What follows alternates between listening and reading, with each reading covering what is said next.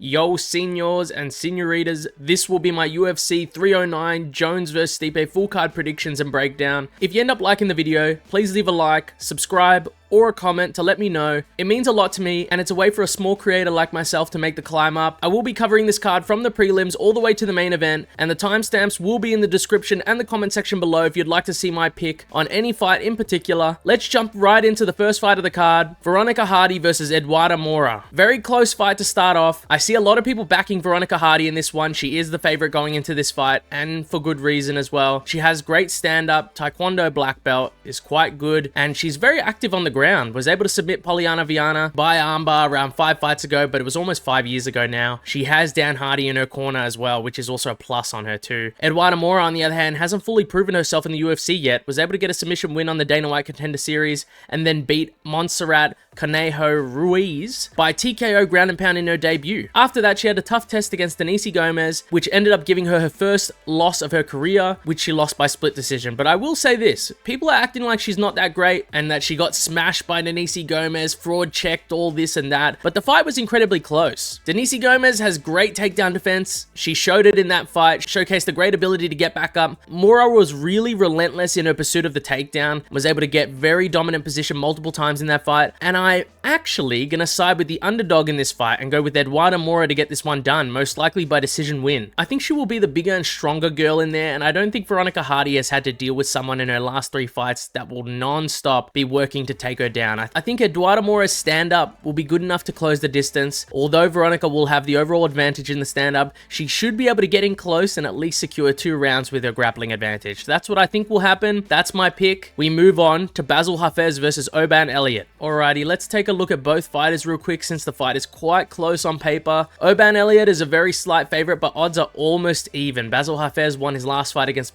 Gall, and he's mostly well known for his split decision loss to JDM, where he was able to do quite decent in the fight against him. That's why a lot of people have decent confidence in Bassil Hafez in this matchup. Oban Elliott, on the other hand, is on a 7-fight win streak, with his last fight being a back-and-forth fight against Preston Parsons. Oban Elliott was also able to showcase his defensive grappling skill and was able to get back up to his feet safely many times from different positions as well. His takedown defense was tremendous in that fight, and his striking is definitely top-notch as a prospect in the division. He's very light on his feet. He moves fast in and out of range. He has a great straight right hand when he doubles up on the jab. And I think I will be picking Oban Elliott in this matchup because of 2 things in particular. One being that people are overestimating Bassil Hafez's stand-up ability because he was versing Gall, and Gall is quite hittable overall and doesn't have the best striking or striking defense. And even though I say this, Gall was able to exploit Bassil Hafez in some sequences in the striking, which is even worse for Bassil Hafez. And reason number 2 is that I believe Bassil Hafez slows down massively, and Oban Elliott has proven he can go 3 rounds with great energy consistently,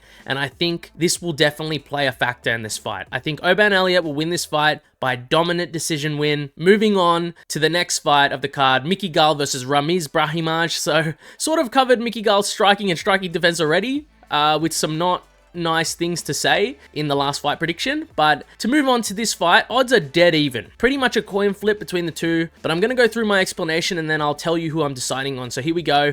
Gall is coming off a loss to Bassil Hafez, where he lost by decision, but he didn't look too bad in the striking department compared to how he used to look, and he did showcase his ability to secure takedowns, and his gas tank was pretty good. Ramiz Brahimaj has 10 wins, with 10 being by submission, and I know that sounds impressive, but if he can't get the sub, he almost seems to lose every single fight because the man doesn't have much output on the feet. He can be beat quite easily to a decision, which I feel a lot of people are overlooking when picking this fight. Court McGhee, a grappler first, was able to beat Ramiz Brahimaj by decision not long ago as well. I also honestly think this fight is not going to be very high level. It will be a bit of a sloppy thing to watch, but I believe that Gall will be the more active fighter. He'll be able to land more strikes, and he'll be able to land more of them as the fight goes on. And I think he'll outpoint Ramiz Brahimaj and win a decision this fight. Gall is decently savvy on the ground. I don't see Ramiz Brahimaj hurting him on the feet when he rarely has any output as well. Gall will be my pick in this fight, but it's still 50-50. We move on to the next fight, Marcin Tybura versus Jhonata Diniz. Now, I don't know who the favorite in this fight is because the odds aren't showing on Tapology,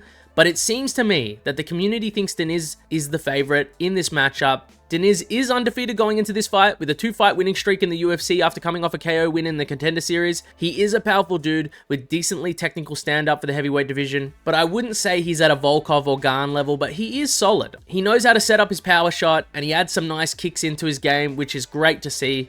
On the other side, we have Marcin Tybura, a seasoned heavyweight that only seems to lose to the absolute top of the food chain, like fighters like Tom Aspinall, Sergey Spivak, Alexander Volkov in recent memory. He's a grappler-first type fighter, meaning he looks to take this fight to the ground above all else, so you might see him pressure in with a combination only to try to back you up against the fence to secure the takedown. He doesn't have the best stand-up game, but his grappling and finishing ability on the ground has been enough to secure him names over ranked opponents and a decent ranking in the heavyweight division. When picking these types of fights, guys, it's heavyweight. So sometimes they can just go either way because these boys, they hit pretty hard. But I see Marcin Tybura being able to get his takedown on Jhonata Diniz in this fight and being able to win this fight with his grappling. I do want to say, if Jhonata Diniz caught Marcin Tybura and put him away early, that also wouldn't really surprise me. But I am going to favor the grappling of Tybura because this is a bit of a step up in competition for Diniz, and we have to see how he does against this level of grappler in the UFC.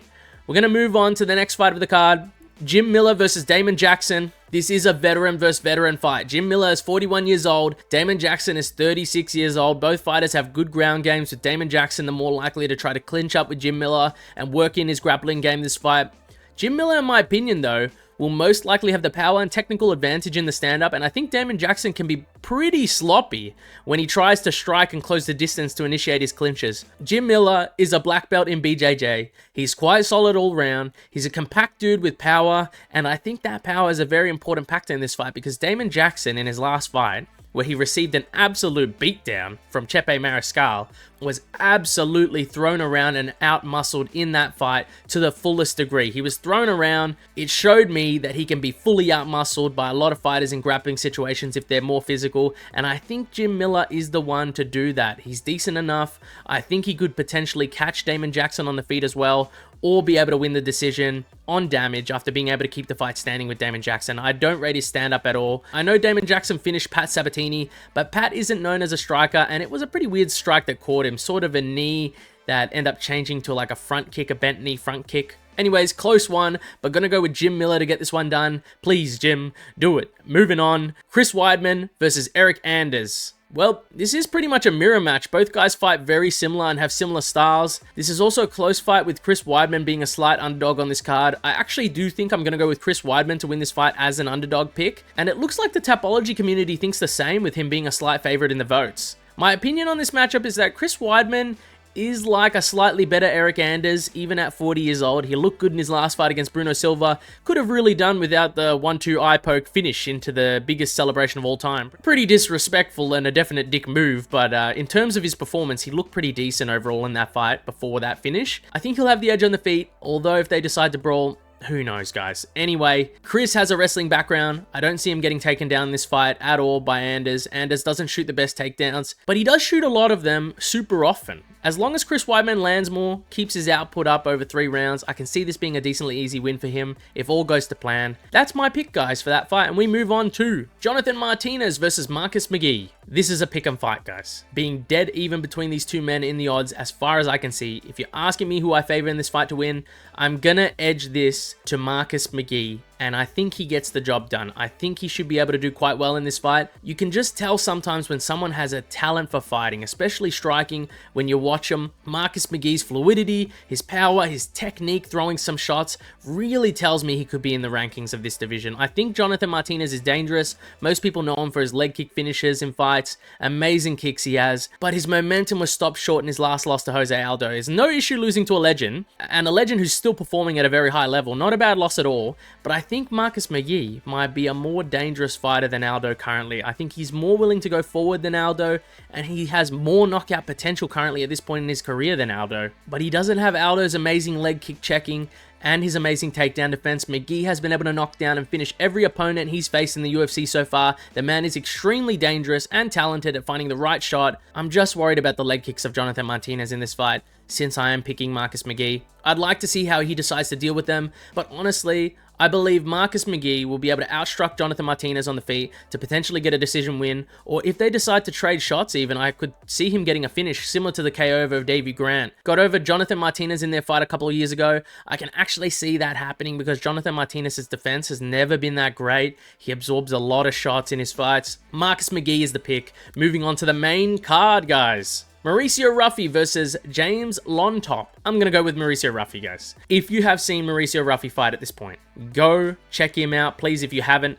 He's a prospect with a lot of hype, well-rounded with a crazy unorthodox stand-up style. People are comparing him to the Conor McGregor back in his heyday. I'll give you a bit of background on both fighters so you can get some justification for such a confident pick. Mauricio Ruffy is training under the uber-successful Fighting Nerds gym that is producing high-level fighters like Caio Araujo, Carlos Prates, Gene Silva, and now Mauricio Ruffy himself, of course. He switches stances, he's incredibly quick and precise with his shots, and he's got the grappling as well, I believe. This guy even chucks in a scissor sweep or two in his fights. He's crazy calm.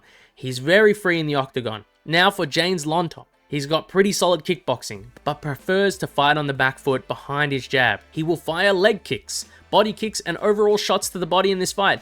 He lost his last 2 fights, with his last fight being a split decision loss to Vyacheslav Borshev. If you want me to cut it short here, it just seems like the UFC is using James Llontop as a stepping stone for Mauricio Ruffy to get another easy finish on his resume. James Llontop will most likely get backed up pretty easily against Mauricio Ruffy in this fight because he likes to fight on the back foot and he will take damage early. Most likely Ruffy wins this by round 1 KO, maybe round 2 KO. Mauricio is almost the better fighter in every way, and that's why he will be listed in my confident picks list on the left side of the screen. We're moving on. Viviane Araujo versus Karine Silva. Now this fight will be a pretty good fight, guys, to see how Karine Silva deals with someone trying to grapple with her.